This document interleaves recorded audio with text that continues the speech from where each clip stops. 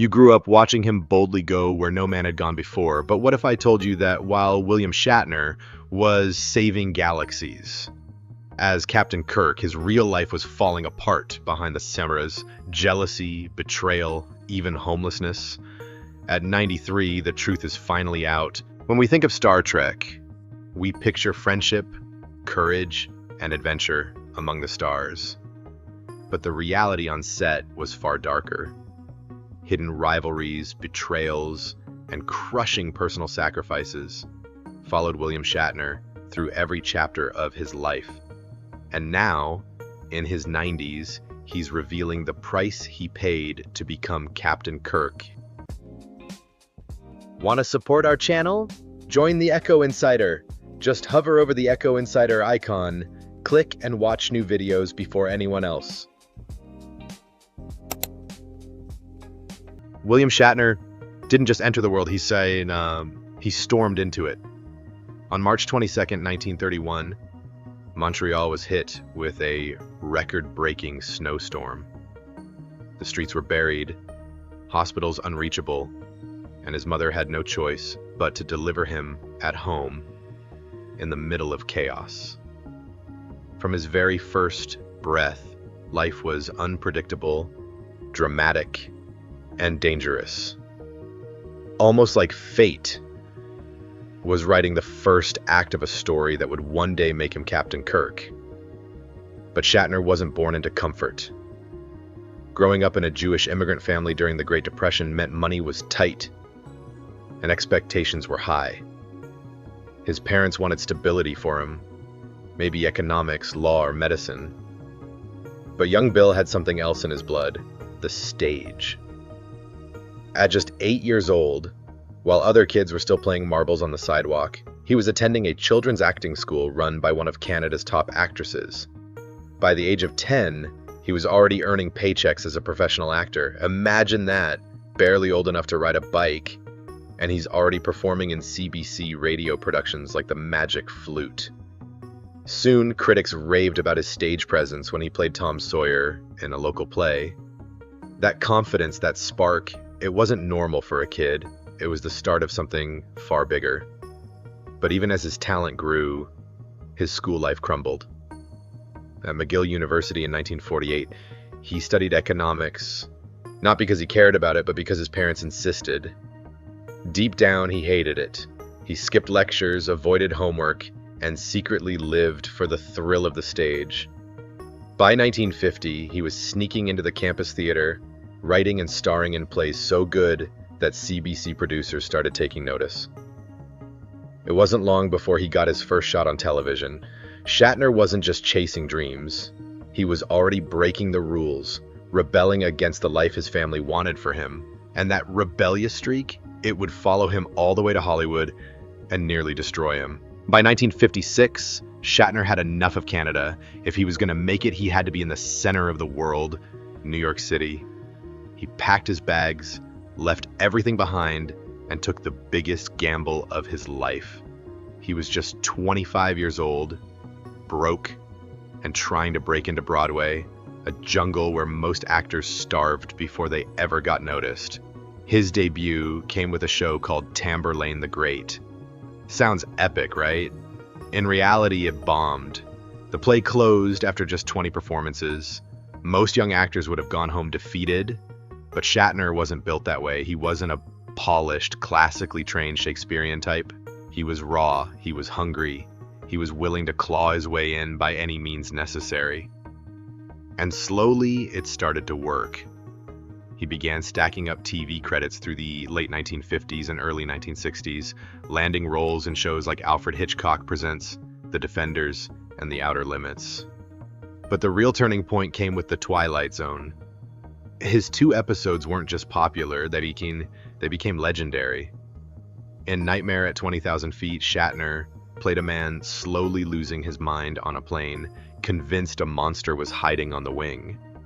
It wasn't just acting, it was electrifying. The sheer dramatic, the tension, the vulnerability, audiences couldn't look away. That role didn't just showcase his talent, it branded him. the man who could unravel on screen in a way that felt almost too real. But here's the catch: Hollywood has a cruel sense of humor. That intensity, that ability to portray a man under pressure, would later be both his ticket to stardom and the reason his life spiraled into chaos. Because when you're that convincing, when you carry that much energy, the line between the character and the man starts to blur. And for Shatner, it was about to blur in ways that left scars he'd carry forever. By 1965, William Shatner was working steadily, but he was far from a household name. He was just another TV actor hustling from guest role to guest role. Nobody could have predicted that he was about to step into a role that would define him and also nearly destroy him. At first, Shatner wasn't even supposed to be captain of the Enterprise. That job belonged to Jeffrey Hunter, who played Captain Christopher Pike in the original pilot. But NBC executives hated it. Too slow, too intellectual, too weird. They wanted something faster, sharper, something with punch. Hunter bailed, and suddenly the chair at the center of the bridge was empty. That's when producers turned to Shatner. He watched the rejected pilot and was blunt about it. Stiff acting, boring delivery, no spark. Shatner wasn't interested in playing another military stereotype. If he was going to take the role, he would reinvent it. And reinvent it he did. Shatner's Captain Kirk wasn't just a commander barking orders. He was magnetic, approachable, unpredictable. He'd lean casually over a console, toss out a witty line, then snap into authority when the moment demanded. He wasn't a robot in uniform. He was human, flawed, charming, and sometimes reckless. That made him real in a way TV heroes rarely were at the time. Shatner blended influences to build Kirk: Horatio Hornblower, the naval hero who embodied strategy and courage, and Alexander the Great, whom Shatner had once played in a failed pilot. Add in a touch of humor, and suddenly Kirk wasn't just a character, he was a phenomenon. When Star Trek premiered in 1966, Kirk became the symbol of optimism during one of the most turbulent decades in American history. Fans saw him as a fearless leader exploring the galaxy with confidence and curiosity. But here's the twist. While Kirk became a legend, Shatner himself was about to step into a storm of jealousy, sabotage, and bitter rivalries that would turn the set of Star Trek into a battlefield. On screen, the Enterprise was about unity, courage, and friendship. Off-screen, it was a war zone. Shatner's ambition was legendary. He wanted lines, he wanted screen time, he wanted everything. And that hunger put him on a collision course with his castmates, especially Leonard Nimoy, whose character Spock was becoming a fan favorite. Shatner didn't like sharing the spotlight. In fact, during the filming of the very first season, he deliberately walked into Nimoy's shots again and again, not once, not twice, but 17 times. It was so blatant that the director exploded in anger, and Nimoy threatened to walk off the set entirely if it continued. That was just the beginning. Arguments between Shatner and Nimoy became infamous. In 1968, during the episode The Paradise Syndrome, they nearly shut down production for hours, fighting over how Kirk's amnesia should be portrayed. Shatner demanded intensity, Nimoy pushed for subtlety. Neither would budge until Gene Roddenberry himself stepped in. And it wasn't just Nimoy. Writers accused Shatner of cutting other characters' lines to make more space for himself. During The Trouble with Tribbles, Shatner and Nimoy spent 14 straight hours rewriting dialogue, slashing scenes for other actors. By season 3, cast members were joking bitterly that the show should be called The Shatner-Nimoy Show. Even groundbreaking moments weren't safe from drama. In 1968's Plato's Stepchildren, Shatner filmed the first interracial kiss on American television with Nichelle Nichols. History-making, right? But Shatner wasn't so sure. He feared the backlash and asked for alternate takes without the kiss. Nichols refused. Together they sabotaged every alternate shot, exaggerating mistakes so the network had no choice but to air the kiss. To fans, it was a milestone. To the cast, it was just another day of tension and manipulation behind the scenes. The work itself was brutal. Shooting often ran 16 to 22 hours a day. Tempers exploded. People broke down. During the episode The Tholian Web, after 18 hours straight on set, even Shatner snapped. He hurled his script across the room and refused to keep filming. Captain Kirk, the fearless leader, had hit his breaking point. Fans watching at home saw courage, laughter, and unity. But just beyond the cameras, the set of Star Trek was a place of sabotage, resentment, and fragile egos. And at the center of it all, William Shatner, a man determined to stay in the spotlight no matter the cost. On television, Captain Kirk was the ultimate leader.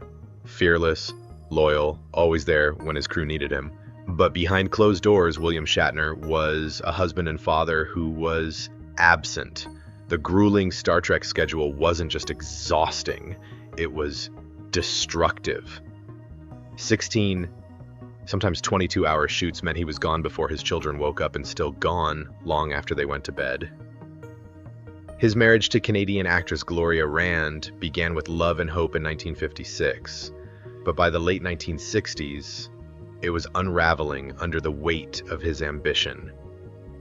They had 3 daughters, Leslie, Elizabeth, and Melanie. Shatner adored them, but he was never there. He missed birthdays, he missed holidays, he even missed his daughter Elizabeth's school play, because he was locked in yet another shouting match with Leonard Nimoy over lines. His absence became so routine that Gloria once said it felt like she was raising their children alone while married to a ghost. Christmas Day in 1967. Fans were unwrapping presents by the tree. Shatner was stuck under the hot lights of a studio filming The Gamesters of Triskelion. That single moment haunted him for decades. The image of his family celebrating without him while he gave his life to a show that would soon be canceled. By June 1969, Star Trek was gone, canceled after just 3 seasons. And within weeks, so was his marriage. Gloria filed for divorce, citing emotional distance and abandonment. In one brutal stroke, Shatner lost not just his show, but his family. He later admitted in interviews that he still counts the dinners he missed with his children. 217 family dinners, gone forever. That's not just a number, that's years of laughter, milestones, and memories he can never get back. The fearless Captain Kirk, who saved galaxies on screen, was powerless to save his own home. And if he thought life had hit rock bottom then, he had no idea how much lower it was about to go. Now at 93, Shatner admits he wasn't the fearless leader fans imagined. He was ambitious, insecure, and often made mistakes. But that vulnerability makes his story more human and more powerful. The man who embodied courage on screen was also the man who paid the price for it off screen. So, was William Shatner unfairly judged by his castmates? Or did his ambition make him the true villain of the Star Trek set? Drop your thoughts in the comments, and don't forget to like and subscribe for more untold stories of Hollywood icons. If you enjoyed this story, go ahead and subscribe to the channel. It really makes us smile. And if you're hungry for more fascinating tales, check out the 2 videos right below. You might just discover your next favorite story.